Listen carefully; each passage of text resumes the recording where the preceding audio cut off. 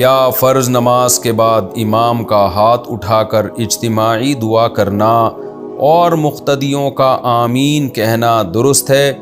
اگر کوئی شخص امام کے ساتھ اجتماعی دعا میں شریک نہ ہو اور اپنے اذکار کرتا رہے یا اٹھ کر چلا جائے تو کیا حکم ہے؟ اب دیکھیے، فرض نماز کے بعد جو ہمارے بر صغیر میں مساجد میں ائمہ حضرات کا دعا کا ایک معمول ہے، یہ ہمیں نبی صلی اللہ علیہ وسلم سے اس کا ثبوت نہیں ملتا۔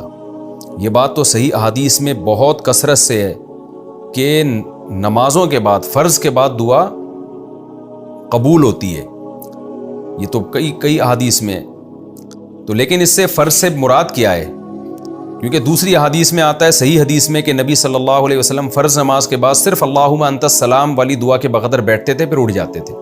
تو علماء نے تطبیق یوں دی ہے کہ فرض نماز کے بعد صرف اللہم انت السلام پڑھا جائے، پھر سنتوں کے بعد دعا مانگی جائے، اور وہ دعا بھی کیا ہے؟ وہ وظائف ہیں، کیونکہ ایک حدیث کی تشریح دوسری حدیث سے ہوتی ہے۔ حدیث میں آتا ہے نمازوں کے بعد دعائیں قبول ہوتی ہیں، لیکن وہ دعائیں خود نبی نے کیسے مانگی ہیں، صحابہ نے کیسے مانگی ہیں؟ تو ہمیں نہیں ملتا کہ نبی صلی اللہ علیہ وسلم فرائض کے بعد ایسے ہاتھ اٹھا کے دعا مانگا کرتے تھے اور صحابہ پیچھے آمین آمین کہتے تھے، ایسا نہیں ملتا ہمیں حدیث میں، نہ فقہ میں ملتا ہے، کہیں بھی نہیں ہے۔ ظاہر ہے حدیث میں نہیں ہے تو فقہ میں بھی نہیں ہے، کیونکہ فقہ تو قرآن و حدیث ہی سے مرتب کیا گیا ہے۔ تو اس لیے ہمیں جو دعائیں ملتی ہیں وہ وظائف ہیں، یعنی نبی نے آیت الکرسی پڑھی، اللہم لا مانع لما اعطیت ولا معطی لما منعت ولا ينفع ذا الجد منک الجد، مخصوص الفاظ کی دعائیں ہیں جو ہاتھ اٹھائے بغیر ہیں۔ تو اس لیے فرض نماز کے بعد صرف اللہم انت السلام پڑھنا چاہیے، پھر سنتیں پڑھیں، پھر یہ مخصوص وظائف پڑھیں۔ اور اگر کسی نے فرض نماز کے بعد ہی سارے وظائف پڑھ لیے تو بھی گنجائش ہے اس کی، بعض علماء اس کے بھی قائل ہیں۔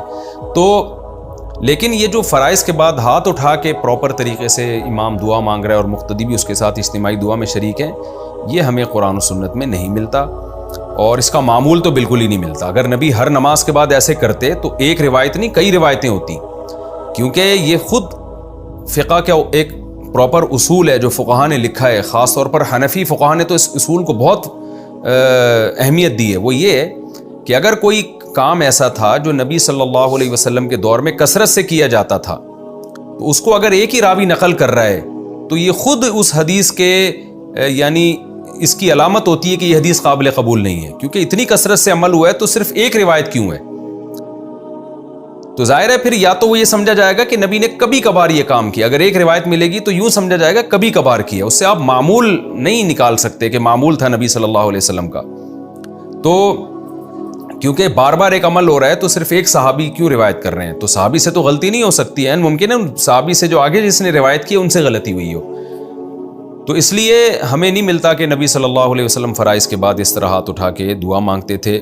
پھر فقہ کی کتابیں بھی اس سے خاموش ہیں، فقہ حنبلی دیکھ لیں، فقہ مالکیہ دیکھ لیں، فقہ شافعی دیکھ لیں، فقہ حنفی دیکھ لیں، ان کی جو معتبر عربی کتابیں، اردو کی بات نہیں کر رہا، جو صدیوں سے معتبر عربی کتابیں چلی آ رہی ہیں، اس میں بھی کوئی ایک حرف بھی نہیں ملتا۔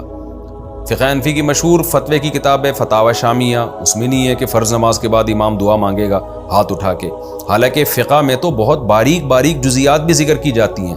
فتاوی عالمگیریہ دیکھ لیں، اس میں تو الٹا لکھا ہوا ہے کہ امام کو چاہیے کہ اللہم انت السلام کے بقدر بیٹھے اور کھڑا ہو جائے۔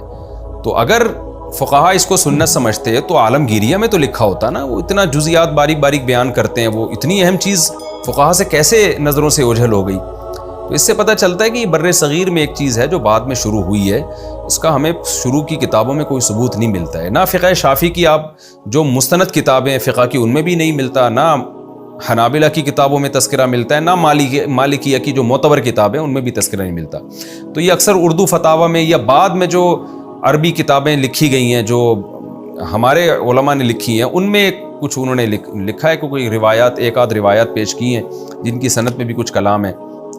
تو اس لیے ہماری رائے میں یہی ہے، اور اس پر لوگ کہتے ہیں کہ میرا تفرد ہے، میں جمہور سے ہٹ کے بات کر رہا ہوں، ایسا نہیں ہے۔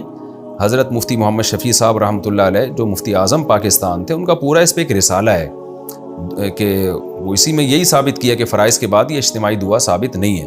حضرت مفتی رشید احمد صاحب رحمہ اللہ تعالیٰ کا پورا ایک رسالہ ہے اصل الفتاوی میں، آپ دیکھ سکتے ہیں، بڑے مدلل انہوں نے بحث کی ہے کہ یہ کہیں بھی ثبوت نہیں ملتا ہمیں اس کا، تو اس کو چھوڑ دینا چاہیے۔ لیکن بہرحال مسئلہ کوئی بہت زیادہ اہمیت کی نوعیت کا نہیں ہے، اس لیے ایسا نہ کریں کہ میرا کلپ سن کے آپ اماموں کو تنگ کرنا شروع کر دیں، مسجدوں میں پھڈے بازی نہ کریں۔ امام کو اپنے حال پہ چھوڑ دیں. وہ اگر دعا مانگ رہے تو مانگتا رہے, آپ کچھ نہ کہیں, آپ ہاتھ نیچے کر کے آرام سے بیٹھے رہیں. فتنہ نہ پھیلائیں مسجدوں میں. آج کل مسئلہ یہ کہ ایک مسئلہ پتہ چلتا ہے تو تھوپنا شروع کر دیتے ہیں. اگر امام ان علماء کو فالو کر رہا ہے جو اس دعا کے قائل ہیں تو اس کو کرنے دیں, آپ اس کو تنگ نہ کریں. بدعتی ہونے کا فتویٰ نہ لگائیں. یہ چھوٹی چھوٹی باتوں پہ بدعتی ہونے کا فتویٰ لگانا یا اختلاف کو حد سے بڑھانا یہ ٹھیک نہیں ہے. تو اس لیے مسئلہ سن لیا, بس خود عمل کر لیں. اگر کوئی دوسرا عمل کر رہا ہے ٹھیک ہے, نہیں کرے تو چھوڑ دیں. اس سے بڑے بڑے مسائل بہت ہیں آج کل, ان کو فوکس کرنا چاہیے. ان چھوٹے چھوٹے مسائل میں نہیں پڑھنا چاہیے. بس اپنی رائے کا اظہار کر دیں اور پھڈے بازی نہ کریں. تو یہ بہت امپورٹنٹ ہے. باقی یہ کہ آپ کو کیا کرنا چاہیے, آپ ہاتھ نیچے رکھ کے بیٹھے رہیں یا اپنا وظیفہ پڑھتے رہیں, ذکر کرتے رہیں اپنا, ہاتھ نیچے رکھ کے بیٹھے رہیں, یہ بھی ٹھیک ہے. اٹھ کے نہ جائیں آپ. بعض لوگ کیا کرتے ہیں, ہمارا کلپ سن لیتے ہیں, اب امام اجتماعی دعا مانگ رہا ہے, وہ اٹھ کے ٹانگیں کندھے پھلانگتے ہوئے جا رہے ہوتے ہیں, سب لوگ اسے مڑ مڑ کے دیکھ رہے ہوتے ہیں. تو یہ ایک اختلاف کی صورت پیدا کرنا مسجد میں, یہ ٹھیک نہیں ہے. بھئی عوام کو کیا پتا, عوام تو بیچاری امام کو دیکھ رہی ہے اور امام صاحب نے کسی مولانا سے فتویٰ لیا ہوا ہے تو وہ عمل کر رہے ہیں. تو آپ ایک اختلاف کا مسجد میں ماحول پیدا نہ کریں. آپ گردن نیچے جھکا کے بیٹھے رہیں آرام سے. ایسا نہ کریں کہ امام دعا مانگ رہے اور آپ ہر نماز میں نا اس طرح لوگ پھلانگنا شروع کرتے ہیں, پھر سب لوگ مڑ مڑ کے دیکھ رہے ہوتے ہیں, پھر پوچھتے ہیں کیوں کر رہے ہو, آپ جواب دیتے ہیں بدعت ہے. پھر ایک نئی جنگ اور ایک مناظرے بازی کا ایک آغاز شروع ہو جاتا ہے. تو اس لیے تمیز سے منہ نیچے کر کے بیٹھ جائیں. جب دعا ختم ہو جائے تو تمیز سے گھر چلے جائیں. تو چھیڑ چھاڑ نہ کریں مسجدوں میں, اللہ کا واسطہ. پہلے کم پھڈے ہیں, جو مزید پھڈے ہم شروع کریں. تو اس لیے نہ امام کو تنگ کریں نہ مقتدیوں کو تنگ کریں, تمیز سے منہ نیچے کر کے بیٹھے رہیں. اور کبھی کبھار دعا میں شرکت کر لیں تو بھی کوئی حرج نہیں ہے. کبھی کبھار تو جائز ہے, اس کو معمول بنا لینا جس سے لوگ اس کو سنت سمجھیں. اس پر ہمیں اعتماد نہیں ہے, ہم اس طریقوں کو ٹھیک نہیں سمجھتے.